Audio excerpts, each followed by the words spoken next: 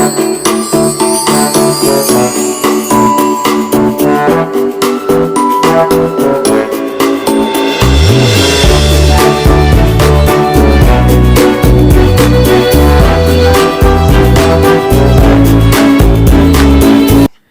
हर गली मोहल्ले में एक स्पोकन इंग्लिश स्कूल आपको, एक स्पोकन इंग्लिश एकेडमी आपको मिल जाएगी।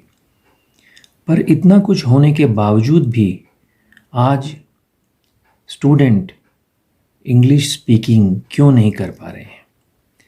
आइए इसी सीक्रेट को आज अनलॉक करते हैं। आगे बढ़ने से पहले प्लीज़ मेरे चैनल को सब्सक्राइब करें। ऑथर रवि शर्मा है मेरे चैनल का नाम। Let's begin. स्पोकन इंग्लिश में ज़्यादातर हम ट्रेडिशनल चीज़ों पे फोकस करते हुए देखते हैं, चाहे वो किसी एकेडमी की बात करें, चाहे वो किसी इंस्टीट्यूशन की बात करें।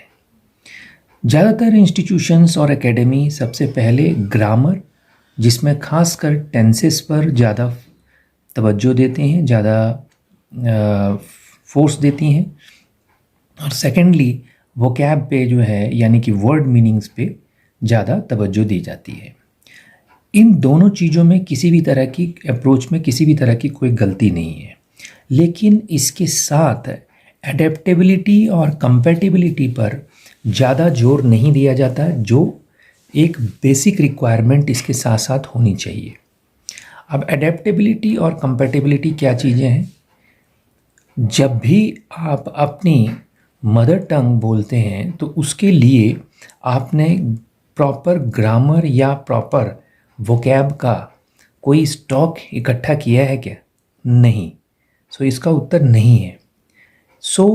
आप फिर भी जो है अपनी मदर टंग पूरे कॉन्फिडेंस के साथ में बड़े बेहतर तरीके से बोल पाते हैं। इसके पीछे जो राज है वो ये है कि आप एडेप्टेबल हो गए हैं, आप कंपैटिबल हो गए हैं अपनी लैंग्वेज के साथ में। जो सबसे इम्पॉर्टेंट चीज़ इसमें ऐड करने वाली है वो है माहौल, यानी कि आपका वो जो आपको एक सर्कल होना उसका ज़रूरी है। जैसे कि अगर आपका एक फ्रेंड है या आपके कुछ दोस्त हैं जो स्पोकन इंग्लिश एकेडमी में आपके साथ हैं, तो आप एक जो है रेगुलर बेसिस पर एक आपस में ये बनाइए, एक डिसिप्लिन कह लीजिए या एक रूटीन बनाइए कि आप जो है आप एक दूसरे के साथ में स्पोकन इंग्लिश में ही बात होगी आपकी। चाहे आप कितना भी गलत बोल रहे हो, कितनी भी मिस्टेक्स हो रही हों, आपने मिस्टेक्स को नोट डाउन करना है ताकि अगली बार वो मिस्टेक रिपीट ना हो। फ्रेंड्स, मैं आपको बताऊं कि if you want to learn swimming then you will have to plunge into the water, right? By going through different kinds of literatures, you can learn how to swim. But if you want to actually know the exact experience of swimming, then you will have to plunge into the water. जो इसके लिए आपको ये है कि you need to speak with your friend who is also fond of learning spoken English, right? Second thing is, you can watch more and more news channels or some discussions, some debates, some movies, anything which you like. आप वो देखिए जिसमें आपको interest है, ठीक है? तो interest में क्या होता है, when you are willing to do something, तो आपको चीज़ें जो है वो आसानी से समझ आना शुरू होती है। तो ये आती है एडेप्टेबिलिटी के बाद। तो इसका जो मैंने सीक्रेट बताया है वो है स्पीक एंड स्पीक, राइट? इसमें आप जो भी आप पसंद करते हैं, मैगजीन्स पसंद करते हैं, you keep on reading the magazines, right? Newspapers पढ़िए, राइट? इनिशियली आपको सबसे बड़ी दिक्कत ये होती है कि शुरुआत में जो है आप जो है अपनी गलतियों से डीमोटिवेट हो जाते हैं। Mistakes should be your milestone, right? Whatever mistake you are doing, you need not to be demotivated. आपको demotivate होने की ज़रूरत नहीं है। उन मिस्टेक से सीखिए और उनको करेक्ट करिए और आगे बढ़िए। अगर आप ये जो प्रैक्टिस है आप ये लगातार जारी रखेंगे और बिना डिसअपॉइंट हुए बिना हतोत्साहित हुए, बिना बिना जो है उत्साह अपना खोए, अगर आप लगातार अपनी जर्नी को, इस स्पोकन इंग्लिश की जर्नी को कंटिन्यू रखेंगे, practice practice and practice of speaking, that is the key dear friends. जब आप साइकिलिंग करते हैं, साइकिलिंग सीखना शुरू करते हैं, यू कीप ऑन फॉलिंग, आप गिरते हैं, फिर आपके अंदर में वो एंथुसियाज़म और ज़ील होनी चाहिए कि आप दोबारा से साइकिल पर बैठें और फिर उसको चलाने की फिर से कोशिश करें।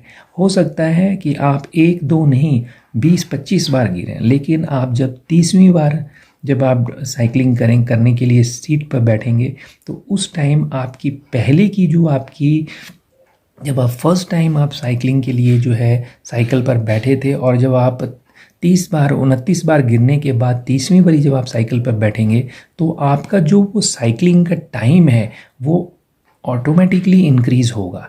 ये सेम फिलॉसफी जो है ये स्पोकन इंग्लिश में भी अप्लाई होती है। ज़्यादातर इंस्टीट्यूशंस इस बात पर ज़्यादा फोकस नहीं देती हैं।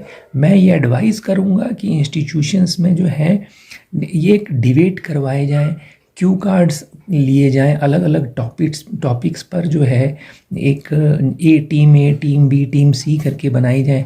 उन टॉपिक्स पर जो है उनको इंग्लिश में उनके विचार रखने की जो है वो सजेशंस दी जाएं और उनको बिंदास बोलने दिया जाए।